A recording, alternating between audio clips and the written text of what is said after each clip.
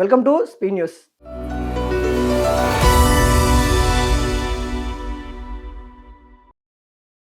ఏపీలో నూతన అధ్యయనం ప్రారంభమైంది. సీఎం చంద్రబాబు రాజధాని ప్రాంతంలో నిర్మించిన సిఆర్డీఏ కార్యాలయ భవనాన్ని లాంఛనంగా ప్రారంభించారు.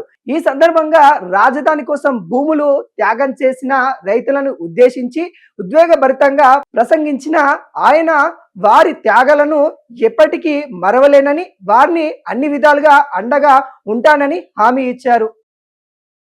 వైసీపీ అనుకూల మీడియా సాక్షి తప్పుడు ప్రచారం చేస్తుందని నోటీసులు పంపింది ఏపీ సర్కార్. కల్తీ మద్యంతో మరణాలు అంటూ ప్రచురణ కథనాలు ఆధారాలు చూపాలని నోటీసులు జారీ చేసిన ఏపీ పోలీసులు ఆధారాలు చూపకపోతే చట్టపరమైన చర్యలు తీసుకుంటామని పేర్కొన్నారు. ఏపీలో మరో చారిత్రాత్మక ఘట్టం ఆవిష్కృతం కాబోతుంది. టెక్నాలజీ దిగ్గజం గూగుల్ విశాఖపట్నంలో సుమారు $10 బిలియన్ భారీ పెట్టుబడితో గూగుల్ ఏఐ హబ్ ఏర్పాటు చేసుకునేందుకు ముందుకొచ్చింది. ఈ మెగా ప్రాజెక్ట్ కు సంబంధించి రేపే ఢిల్లీలో రాష్ట్ర ప్రభుత్వం గూగుల్ సంస్థ ప్రతినిధుల మధ్య అవగాహన ఒప్పందం జరగనుంది. తెలంగాణలో సంక్షేమ హాస్టల్పై దృష్టి పెట్టాలని అధికారులని ఆదేశించారు సీఎం రేవంత్ రెడ్డి. విద్యార్థులకు అందుతున్న పౌష్టిక ఆహారం, వారి ఆరోగ్య పరిస్థితులపై ఎప్పటికప్పుడు హెల్త్ చెకప్లు చేయాలన్నారు. విద్యార్థులకి అందించే భోజనం క్వాలిటీ చెక్ కి టెక్నాలజీని ఉపయోగించాలని సూచించారు. జూబ్లీహిల్స్ ఉప ఎన్నిక బీఆర్ఎస్ అభ్యర్థి మాగంటి సునీత కంటతడి పెట్టుకున్నారు. తన భర్త మాగంటి గోపీనాథ్ ను తలుచుకుంటూ భావోద్వేగానికి లోనయ్యారు. జూబ్లీహిల్స్ నియోజకవర్గంలో ప్రజలు తమ కుటుంబాన్ని సొంత కుటుంబంగా భావిస్తున్నారని ఆమె అన్నారు. ఆమె ప్రసంగిస్తుండగా అభిమానులు జై గోపీనాథ్ అంటూ నినాదాలు చేశారు. జడ్చర్ల కాంగ్రెస్ ఎమ్మెల్యే అనిరుద్ రెడ్డి సంచలన వ్యాఖ్యలు చేశారు. ఎర్రశేఖర్ ఎమ్మెల్యే పదవి కోసం తనను హత్య చేసినా ఆశ్చర్యపోవడం లేదని, గతంలో ఆయన తమ్ముణ్ణి సర్పంచ్ పదవి కోసం హత్య చేశారని ఆరోపించారు. తనను చంపేందుకు కూడా వెనుకాడ వేయబోడన్నారు. ఎర్రశేఖర్ ను సీఎం రేవంత్ కాంగ్రెస్ లోకి ఆహ్వానించడాన్ని వార్తల నేపథ్యంలో అనిరుద్ రెడ్డి వ్యాఖ్యలు చర్చనీయంగా మారాయి. మునుగోడులో కొత్త రూల్ ప్రకటించారు ఎమ్మెల్యే రాజగోపాల్ రెడ్డి.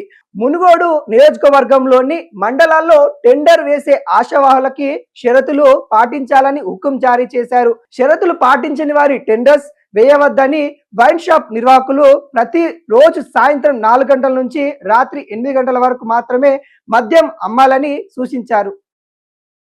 కరూరులో తొక్కిసలాట ఘటనపై దర్యాప్తును సిబిఐకి అప్పగిస్తూ సుప్రీంకోర్టు నిర్ణయం తీసుకుంది. సిబిఐకి ఇవ్వాలన్న పిటిషన్ను మద్రాస్ హైకోర్టు కొట్టివేయడంతో పిటిషనర్లు సుప్రీంకోర్టును ఆశ్రయించారు. దీనిపై వివరణ చేపట్టిన న్యాయస్థానం సిబిఐ ఎంక్వైరీకి ఆదేశించింది.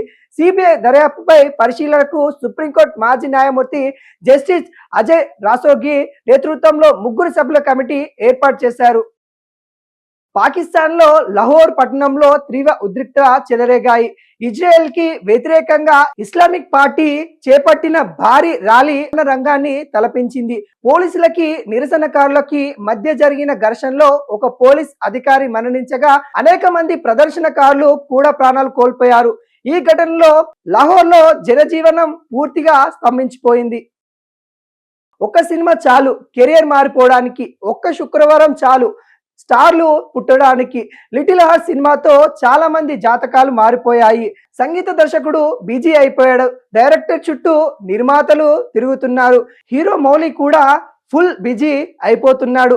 పెద్ద పెద్ద నిర్మాత సంస్థలు మౌలికి అడ్వాన్స్లు ఇస్తున్నాయి. తాజాగా మైత్రి మూవీ సంస్థ మౌలికి అడ్వాన్స్ ఇచ్చినట్లు సమాచారం. వెస్టిండీస్ తో జరుగుతున్న 2వ టెస్ట్ మ్యాచ్ లో టీమిండియా విజయానికి చేరువలో ఉంది.